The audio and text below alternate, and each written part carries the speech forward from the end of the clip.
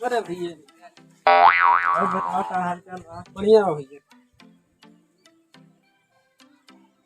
और भैया ठीक बा। बैठे बैठे बैठे। हेलो चल बा। हाँ चला हो गाँव हो रही यार।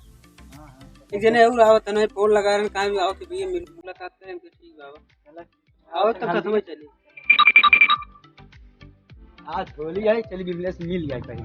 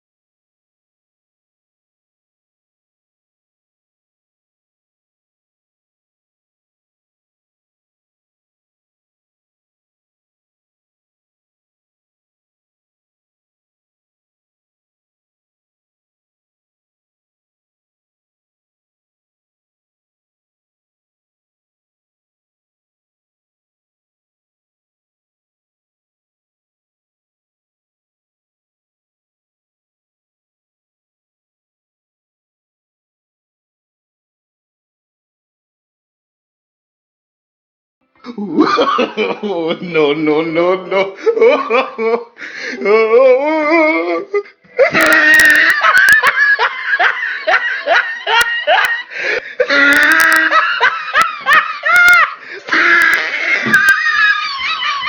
और भाई बढ़िया है भाई। यार घर पे गए थे तुम्हारे, घर में तुम नहीं थे यार। ऊख चुने चले आए थे ना। अच्छा तो घर वाले उधर कोई दिखाई नहीं दिया यार। हम लोग चल रहे थे गाँव मिलने के लिए। चला ऐसी थी मुलाकात। चलो तब चलते हैं। चलिए। चलो।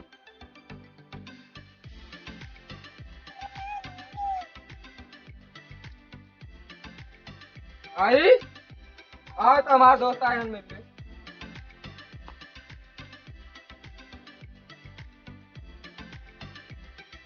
बेटवा खुश रहा।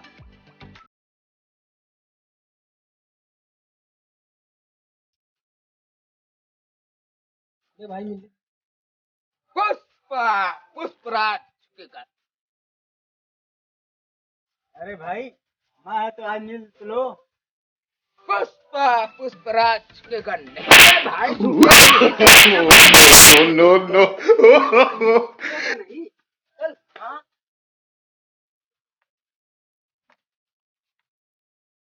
चल मिलने वहाँ। लो माँ से आशीर्वाद लो पहले। पुष्पा पुष्पराज के घर। अबे भाई काहे मूड खराब कर बैठा है। बोल रहा हूँ आशीर्वाद ले ले। ले फिर। ले चल ले आशीर्वाद। पुष्पा पुष्पराज के घर नहीं साला।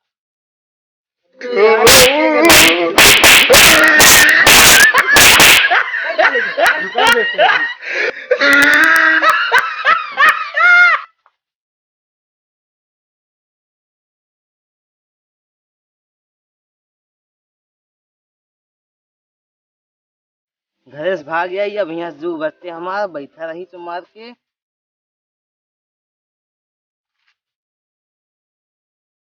अरे भगवान ये कहाँ का आई गए? कहाँ जा रहे हो भाई, मिलते जाओ फिर।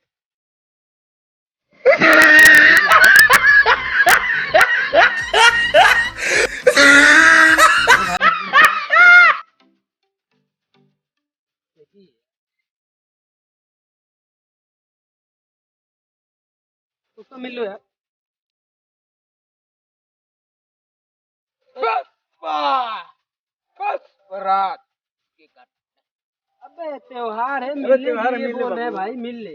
झुकेगा नहीं तो झुका दिया जाएगा ना। मिल ले पहले। पुष्पा पुष्पराज झुके कर।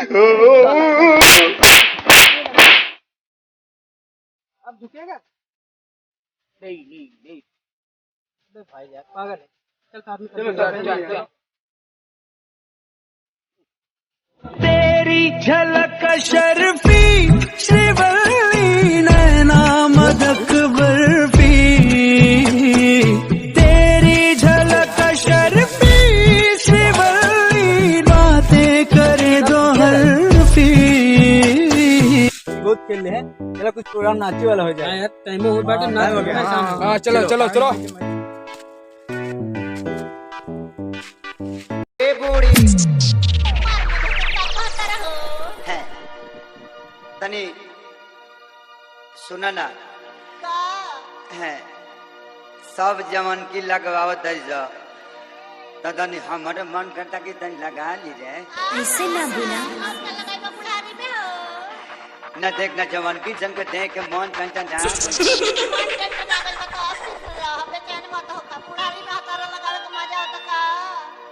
हाँ ये बूढ़ी बहुत मन करता हमारो। अरे ये जवनिया बार बता जाई। हाँ बड़ा मन करता रे।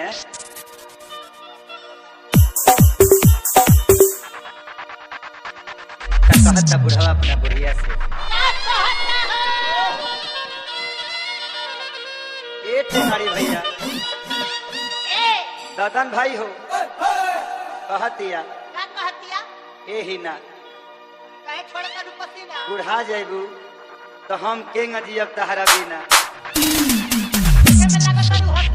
हसीना तेरे बिना क्या जीना। चलो कहीं घूम के आओ जब 3 महीना। कहतिया फिर बात मान जाई ए उम्र में ठीक ना लगी लागे फुचुर फुचुर करे। तब बुढ़ावा बुढ़िया से क्या कहता ए बबलू बाबा अभे बाबा सत्येंद्र भाई हो कि ये बूढ़ी रंग लगावाइला पापा रे पापा। ते बूढ़ी रंग लगावाइले फिर नाई है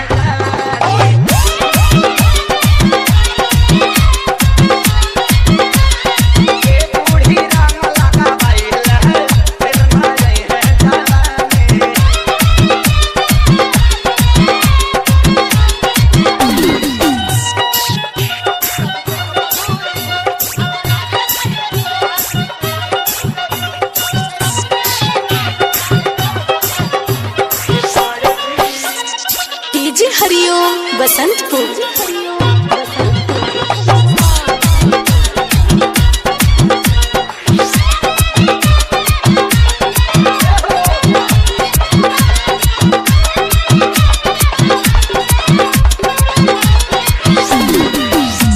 बबलू बाबा बुढ़ावा कहता है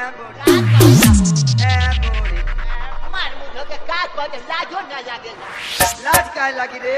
सब लगवावत है सत्य ना लगवाई जाए। ये उम्र में रंग लगा हम बहुत पुरानिया भनी तनी लगवा ना ले पूरी। क्या अपन कोटी से नाक बल में फसावा ना कहतिया कि रतिया मान जाइले क्यों नहीं खे मानत बुढ़ावा का कहता कि यार की गालो जैसा गाल नहीं है पाउडर का दिल करता है। की गालो जैसा गाल नहीं है पाउडर का दिल करता है। तो ए बूढ़ी लोशन लगाइला ए बूढ़ी लोशन लगाइला फिर ना रहे जवानी।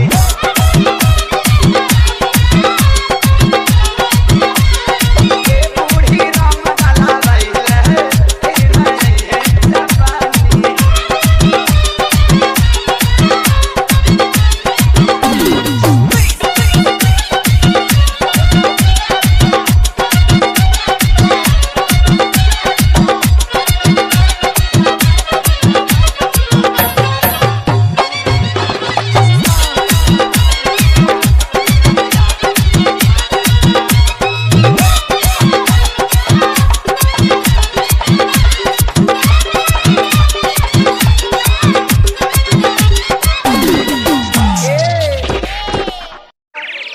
बालो जैसा बाल नहीं है ढेर सा शैम्पू का दिल करता है ए बूढ़ी सुना ए बूढ़ी अंडा लगाइले फिर नहीं है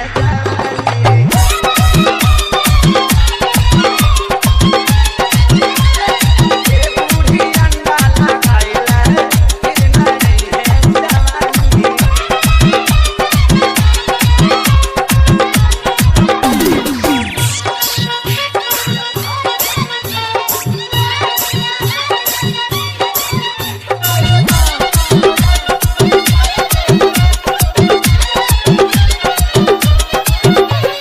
डीजे हरिओम बसंतपुर।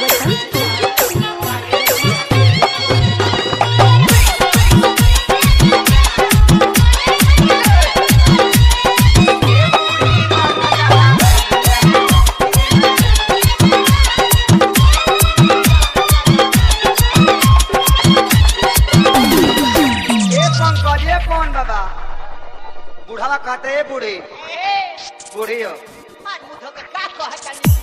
सुना सबकर मन हो तो हमरो तो मनवा होइले न। अच्छा तहरो करता बुढ़वा बुढ़िया से कहत का बा कि आँखों जैसा आँख नहीं है काजर का दिल करता है कि आँखों जैसा आँख नहीं है भाई काजर का दिल करता है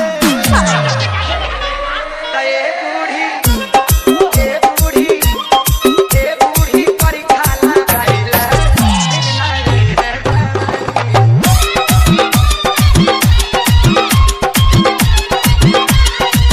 बूढ़ी रंग लगाइले सवारी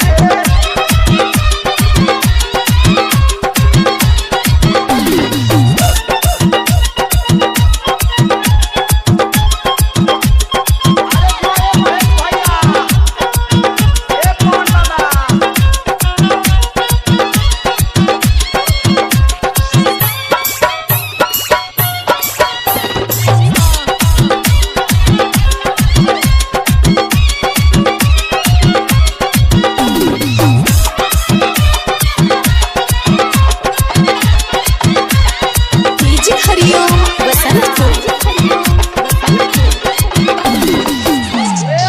लास्ट में बुढ़ावा कहलस कि कमरो जैसा कमर नहीं है अरे लहंगे का दिल करता है कि कमरो जैसा कमर नहीं है लहंगों का दिल करता है